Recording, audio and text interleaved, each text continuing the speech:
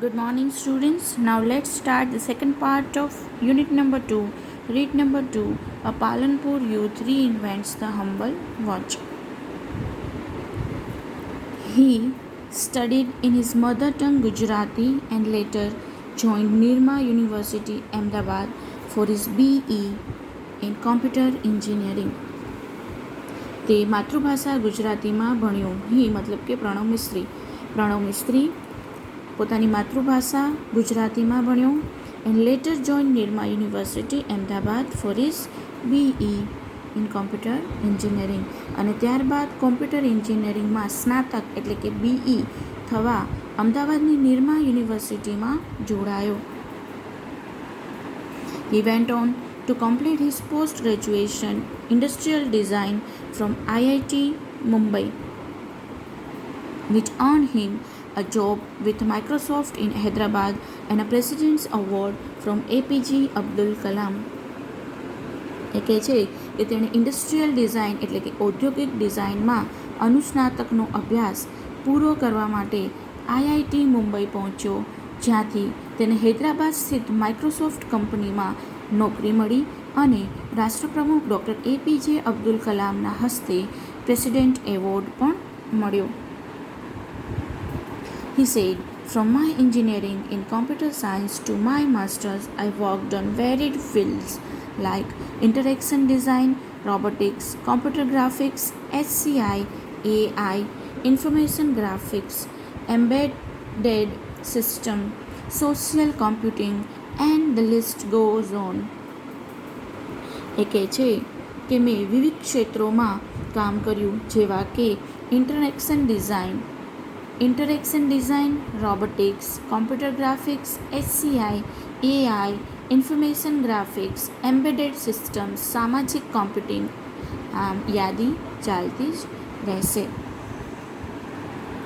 I explored the fields with different projects and research papers.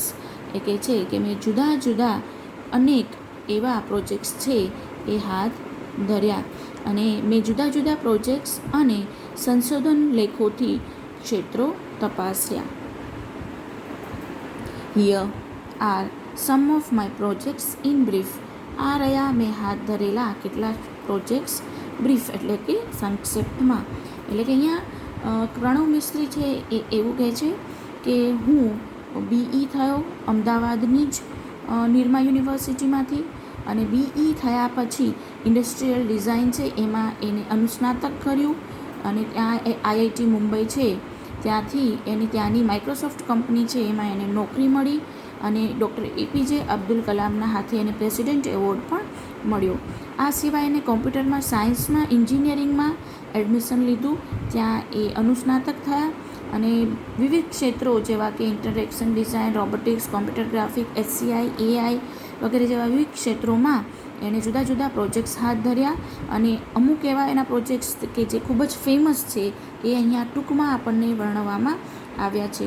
આ પહેલાંના વિડીયોમાં મેં તમને એક નાનો એવો વિડીયો બતાવેલો કે જે પ્રણવ મિસ્ત્રીની શોધ વિશેનો હતો, તમે ધ્યાનથી જોયેલો જ હશે. તો એ વિડીયોના સંદર્ભમાં જ અહીંયા આપણે આગળ હવે ભણીએ છીએ. Teletouch lets you touch and control things from a distance. Teletouch કે જેનો એક પ્રોજેક્ટ છે, તો એ ટેલિટચની મદદથી તમે દૂરથી વસ્તુઓને સ્પર્શી શકો છો અને નિયંત્રિત કંટ્રોલ કરી શકો છો. ડિસ્ટન્સ એટલે દૂરથી. See through your smartphones camera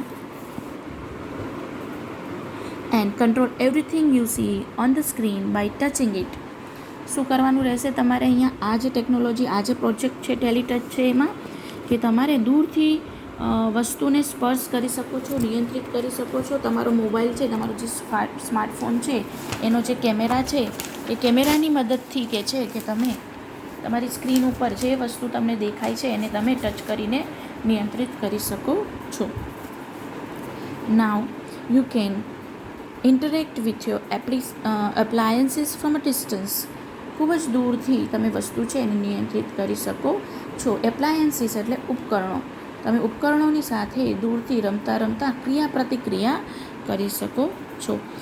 now you can interact with your appliances from a distance in a fun way. રમતા TV, alarm, music player, open the door, turn on the light, just by touching it in on screen. It's simple. Teletouch lets you interact with your world with touch from a distance. ખૂબ જ સહેલું છે. માત્ર સ્ક્રીનને અડકવાથી જ કે touch કરવાથી તમે TV, alarm, music player, બારણું ખોલવાનું, લાઇટ ચાલુ કરવાની વગેરે આરામથી કરી શકો છો. તે પણ સરળ છે. ટેલિટચ તમે દૂરથી માત્ર સ્ક્રીન પરના સ્પર્શમાંથી જ તમારી દુનિયા સાથે પ્રત્યાયન કરાવી શકે છે. એ કહે છે કે it can interact you with your world with touch from a distance. અહીંયા પિક્ચર પણ આપેલું છે અને આપણે વિડીયોમાં પણ જોયું કે કોઈ પણ વસ્તુની સામે તમે કેમેરા રાખો અને સ્ક્રીન પર એ વસ્તુને તમે ટચ કરો and then you can interact with that thing from your mobile. Now the second device is સ્પર્શ. Spurs lets you conceptually transfer media from one digital device to your body and pass it to the other digital device by simple touch gestures. It's wonderful. અદ્ભુત છે આ સ્પર્શ device. સ્પર્શ પ્રત્યક્ષીકરણથી મીડિયાને સ્પર્શ ચેષ્ટાઓ માત્રથી એક digital ડિવાઇસમાંથી બીજી ડિવાઇસમાં તબદીલ કરી આપે છે. અને કેવું છે કે તમે મોબાઈલ લીધો અને એમાંથી જે તમારે મીડિયા જે તમારે લેવું છે from the digital device to your body, તમે એને ટચ કરશો તો એ જે મીડિયા છે તમારા બોડીની અંદર આવી જશે, તમારા શરીરની અંદર આવી જશે. And pass it to the other device. હવે તમારા બોડી થ્રુ તમે એને બીજી ડિવાઇસમાં પાસ ઇટ ઓન કરી શકો છો માત્ર એક ટચથી. Touch whatever you want to copy from laptop, TV, smartphone, e-book, reader, etc. Now it is saved conceptually in you. Next, touch the device you want to paste. શું કરવાનું રહેશે? Touch whatever you want to copy. આપણે copy paste મોબાઈલમાં simple કરીએ છીએ ને, એ જ રીતના તમારા મોબાઈલમાં તમારે જે કોઈ પણ વસ્તુ છે એને કોપી કરવી છે એને તમે ટચ કરો તમારા લેપટોપમાંથી, ટીવીમાંથી કે મોબાઈલમાંથી કે ઈ-બુકમાંથી, અને પછી નાવ એ જે વસ્તુ છે કે જે તમારે કોપી કરવી છે it is saved conceptually in you. હવે એ તમારી અંદર એ કહે છે કે તબદીલ થઈ ગઈ છે. કન્સેપ્ચ્યુઅલી પ્રત્યક્ષીકરણ રીતે એ કહે છે કે તમારી અંદર છે એ આવી ગઈ છે. Now next touch the device you want two paste. હવે ધારો કે તમારા મોબાઈલમાંથી તમારે લેપટોપમાં લેવું છે તો તમે એ ડિવાઇસ કે જેમાં તમે લેવા માંગો છો એને ટચ કરો. Now next touch the device you want to paste. Spurs uses touch-based interaction as an indication for what to copy from where and where it to pass it on. એટલે એ જે તમે જે હવે જે કામ કરશો એનાથી શું થશે કે તમે જે વસ્તુને પેસ્ટ કરવા માંગો છો એ એની અંદર થઈ જશે. બરાબર? એટલે સ્પર્શ છે જે કાંઈ નકલ કરવાનું હોય કે જ્યાંથી નકલ કરવાના હો કે જ્યાં મોકલવાના હો એ તમામ બાબતને સ્પર્શ આધારિત ચિહ્નો તરીકે વાપરે છે. So this device is also wonderful. સ્પર્શ એક ડિવાઇસમાંથી બીજી ડિવાઇસમાં કોપી પેસ્ટ કરવા માટે એ તમારે ટચ કરવાથી તમારા બોડીની અંદર ટ્રાન્સફર થાય છે અને તમારા બોડી થ્રુ એ બીજા ડિવાઇસની અંદર પેસ્ટ થાય છે. Sunflower lets us track the sun. Sunflower આપણને સૂર્ય ક્યાં છે તે દર્શાવે છે. It is an artificial sunflower. એ શું છે? એક કૃત્રિમ સૂર્યમુખી છે. તમે અહીંયા જોઈ શકો છો એ કૃત્રિમ સૂર્યમુખી છે. With simple OP-AMP741 circuitry and phone sensors, he has created a sunflower which would move with the sun. એને સાદા OP-AMP741ની સર્કિટ અને ફોટો સેન્સર્સથી સૂર્યમુખી બનાવ્યું છે. પ્રણવ મિસ્ત્રી છે એને અહીંયા આપણે બતાવ્યું છે OP-AMP741 સર્ક્યુટરી અને સર્કિટ છે. એ સર્કિટ અને ફોટો સેન્સર્સથી આ સૂર્યમુખી સનફ્લાવર છે એ બનાવ્યું છે. He has created a sunflower which would move with the sun. જે સનની સાથે સૂર્યની સાથે તમને સૂર્યનો માર્ગ છે એ દર્શાવે છે. ધો letter the concept was very efficiently used in solar panels at his institute as the panels could get the most efficient angle each time. છતાંય પાછળથી આ વિભાવના ખૂબ જ અસરકારક રીતે તેની સંસ્થાની સૌર પેનલ્સ એટલે કે સૌર ઉર્જા સંગ્રહનાર બોર્ડમાં વપરાય કે જેથી દરેક સમયે આ પેનલ્સ ખૂબ જ અસરકારક પરિણામ આપે એ રીતે ખૂણાથી સૂર્ય સામે રહી શકે. એટલે કે પ્રણવ મિસ્ત્રીએ જે સનફ્લાવર નામની ડિવાઇસ છે એ એની શોધ કરી. એનો ઉપયોગ આપણે સોલાર સિસ્ટમનો જે આપણે યુઝ કરીએ છીએ એમાં વપરાય કે જેનાથી સોલાર સિસ્ટમ છે એ સૂર્યને કોઈપણ ખૂણામાં ટ્રેક કરી અને એનાથી એનર્જી મેળવી શકે. નાઉ the next is sixth sense. Sixth sense is a variable gesture interface that augments the physical world around us with digital information and let us use natural hand gestures to interact with that information. Sixth sense એ હાવભાવથી સંચલિત પહેરી શકાય wearable એટલે કે પહેરી શકાય એવું સાધન, એવું ડિવાઇસ કે તમે ઘરેણું પણ કહી શકો એવું ઘરેણું છે જે આપણી આસપાસના ભૌતિક જગતમાં ડિજિટલ માહિતી ઉમેરે છે અને તે માહિતી આદાન પ્રદાન કરવામાં આપણી સ્વાભાવિક રીતે જ હાથથી કરાતા હાવભાવનો ઉપયોગ કરીને આપણે એને કરી શકીએ છીએ. તો સિક્સ સેન્સ શું છે? Is a wearable gesture. તમે એને પહેરી શકો. સિક્સ સેન્સને તમે તમારા ગળામાં કે કોઈ પણ રીતે વીંટીમાં કે રીતે તમે એને પહેરી શકો છો કે જે તમારા ફિઝિકલ વર્લ્ડ, તમારી આજુબાજુનું જે વર્લ્ડ છે એની માહિતી છે, એની જે ઇન્ફોર્મેશન છે એ તમારા જેસ્ચર કે જે તમે પહેર્યું છે એની અંદર એ તમને આપી દે છે.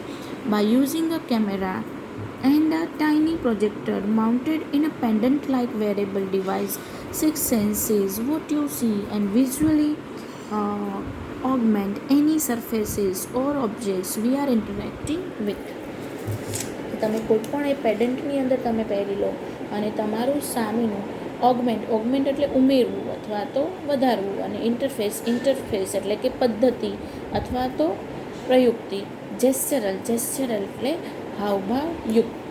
એટલે કે છે કે વેરેબલ ડિવાઇસ છે, પહેરી શકાય એવી ડિવાઇસ છે કે જે તમારા જેસ્ચરલ એટલે કે તમારા હાવભાવયુક્ત તમારું જે ભૌતિક વર્લ્ડ છે, દુનિયા છે એની પદ્ધતિ છે એનાથી તમે એમાં કંઈ પણ માહિતી છે એ ઓગમેન્ટ એટલે કે ઉમેરી શકો છો. ખૂબ જ સુંદર વાત છે અહીંયા આપણી સામે કરેલી છે કે સિક્સ સેન્સ ડિવાઇસ છે એ તમે સ્વાભાવિક રીતે જ હાથથી કરાતા હાવભાવનો ઉપયોગ કરી શકાય છે. તમે આગળના જે પાર્ટનો જે વિડીયો છે પ્રણવ મિસ્ત્રીનો જે મેં તમારી જોડે શેર કર્યો એની અંદર આ સિક્સ સેન્સ વિશેની માહિતી છે આપેલી છે. તમે ધ્યાનથી એ વિડીયો જોશો તો આ ડિવાઇસ છે એને તમે સમજી શકશો.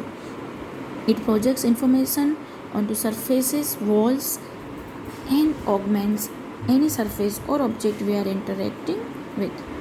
બરાબર છે?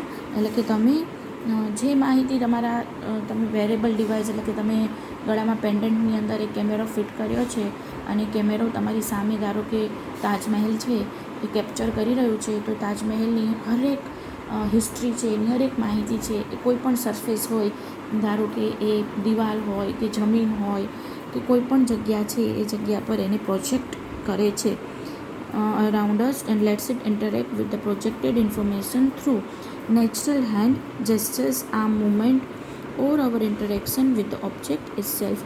Sixth sense attempts to free information from its confines by seamlessly integrating it with reality and thus making the entire world your computer.